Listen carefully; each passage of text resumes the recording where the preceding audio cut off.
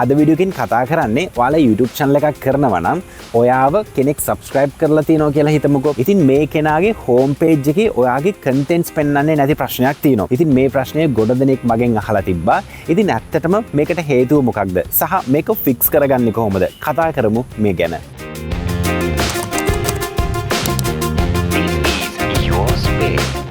මේ විදිහට ඔයාගේ වීඩියෝස් ඔයාව සබස්ක්‍රයිබ් කරපු කෙනෙක්ගේ හෝම් පේජ් එකේ නොපෙන්වන්න ප්‍රධානම හේතුවක් තියෙනවා. ඒකට හේතුව තමයි YouTube එක ප්‍රධාන වශයෙන්ම viewers ලා ගැන විතරයි focus එකක් තියාගන්නේ. එතකොට creators ලාට focus එකක් දෙන්නේ නැද්ද? නෑ. ඇත්තටම YouTube එකට වටින්නේ creators ලාට වඩා viewers ලා.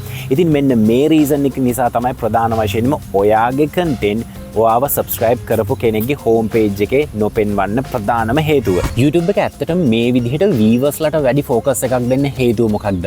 ඇත්තම හේතුව තමයි සාමාන්‍යයෙන් අපේ තනි channels ගත්තොත් අපේ තනි channel එකකට වඩාත් වැදගත් වෙන්නේ watch hours සහ viewers ලා. ඉතින් YouTube කියන ප්‍රධාන platform එකටත් මේක මේ විදිහටම බලපානවා. එයාලගේ platform එක sustain වෙන්න. ඒ කියන්නේ රඳා පවතින්න viewers ලා සහ watch hours කියන එක තමයි අතිශය වැදගත් වෙන්නේ creators ලාට වඩා. මම මේ කියන්නේ creators ලා අත්‍යවශ්‍ය නෑ කියන එක නෙමෙයි. නමුත් එයාලට වඩා වැදගත් වෙන්නේ viewers ලා. ඒකට හේතුව මේකයි.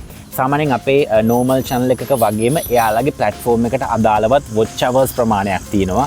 views ප්‍රමාණයක් තියෙනවා. ඉතින් මේ quantity එක වැඩි වෙන්න තමයි එයාලගේ platform එකට වැඩිපුර advertisers ලා එන්නේ. ඉතින් advertisers ලා වැඩි වුණොත් තමයි එයාලගේ platform එක දීර්ඝ කාලයක් පවත්වාගෙන යන්න පුළුවන් වෙන්නේ සහ creators ලාට හොඳ revenue එකක් ලබා දෙන්න පුළුවන් වෙන්නේ. ඉතින් මෙන්න මේ reason එක නිසා තමයි YouTube එක creators ලාට වඩා viewers ලාට වැඩි අවධානයක් දෙන්නේ. හරි, දැන් ඔයාලා කල්පනා කරයි මම මේ කියපු කාරණාවත් එක්ක ඔයාව කෙනෙක් subscribe කරලා තියෙනවා නම් ඒ subscribe කරපු කෙනාගේ ඔයාගේ වීඩියෝ එකක් පෙන්වන්නේ නැති එකයි අතර තියෙන සම්බන්ධය මොකක්ද කියලා.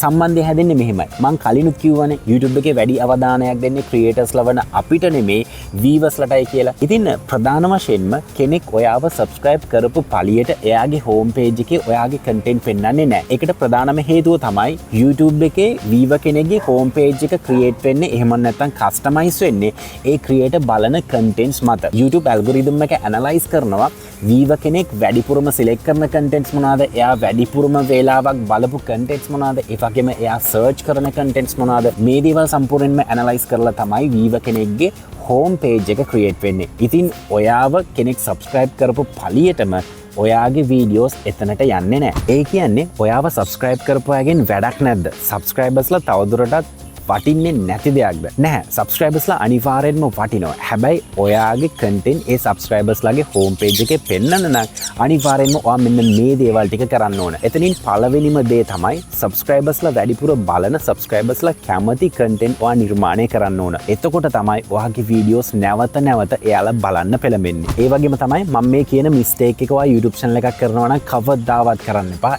එතකොටත් ඔයාව subscribe කරපු කෙනෙක්ගේ home page එකේ ඔයාව නොපෙනී තියෙන ඒකත් reason එකක් වෙනවා. මම කියන mistake එක තමයි ඔයා misleading content කරනවා නම් අනිවාර්යෙන්ම ඒක ඔයාගේ channel එකට බලපානවා. misleading කියන්නේ අපි හිතමු ඔයාගේ වීඩියෝ එකේ කතා කරන්නේ එක topic එකක්.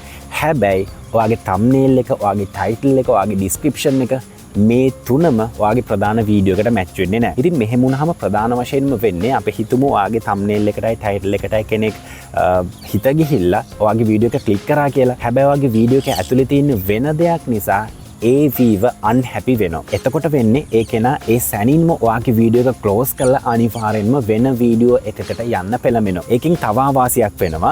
ඊළඟ පාර ඔයාගේ content එකක් දැක්කත් එයා click නොකරන reason එකක් වෙනවා. අර පළවෙනි impression එක නිසා. ඉතින් ඒක නිසා අනිවාර්යෙන්ම ඔයාගේ වීඩියෝ එකේ තියෙන දේම ඔයාගේ thumbnail වල ඔයාගේ title එකෙත් අනිවාර්යෙන්ම note කරන්න. එතකොට අපි හිතමු viewer කෙනෙක් ඔයාගේ content එක select කරනවා කියලා thumbnail එකයි title එකයි දැකලා ඒ thumbnail එකේ title එකේ තිබ්බ දේවල්ම ඔයාගේ content එක ඇතුලේ තියෙනවා නම් අනිවාර්යෙන්ම ඒ viewer ඔයාගේ contents ඊළඟ පාරත් බලන්න පෙළඹෙනවා. ඉතින් එහෙම වුණාම ඒ viewer ගේ home page එකේ දිගින් දිගටම ඔයාගේ contents appear වෙන්න ඒකත් reason එකක් වෙනවා. ඉතින් මේ විදිහට misleading content ඔයා දිගින් දිගටම කරොත් තව පුංචි ආවාසයක් තියෙනවා. අපි හිතමු කෙනෙක් ඔයාව subscribe කරලා තියෙනවා කියලා.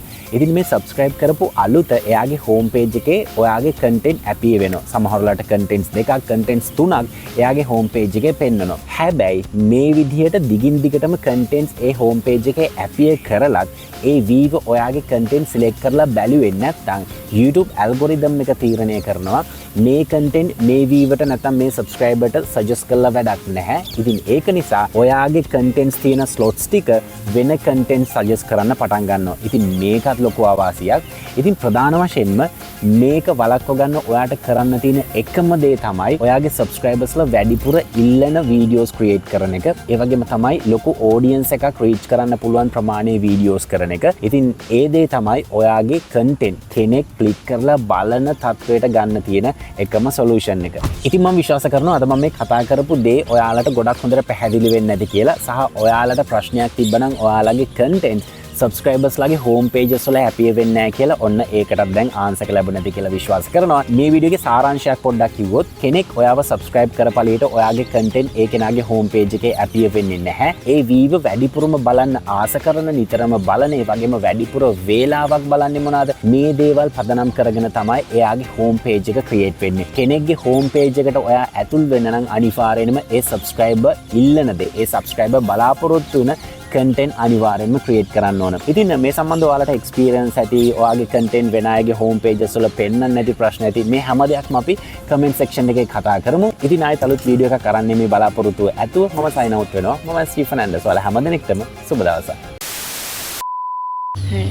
3 2 1 start. මේ විදිහට ඔයාගේ කරන කන්ටෙන්ට්ස් හරි. මටත් තවුල් ගියා ටොට්ට. Soon after. Go. අරක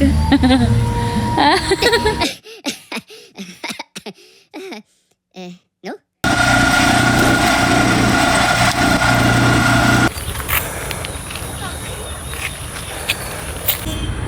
අත පිටිපස්සට අරගෙන වෙන්න නිකන් ඇවිදගෙන මාවා වගේ අත ගන්නන්නේ හරි. හරිය. ඉතින් ඔයාලා කල්පනා කරනවා ඇති මේ විදිහට හයි eventually පේනවද යාව?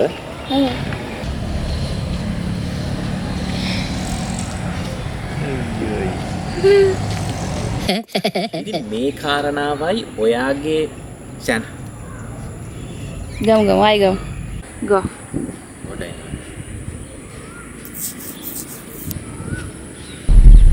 I'm listening. හරි. Yeah. ස්ටාර්ට්. බයි මට ගෝ එක දෙන්න. 3 2 1 start. This is your space.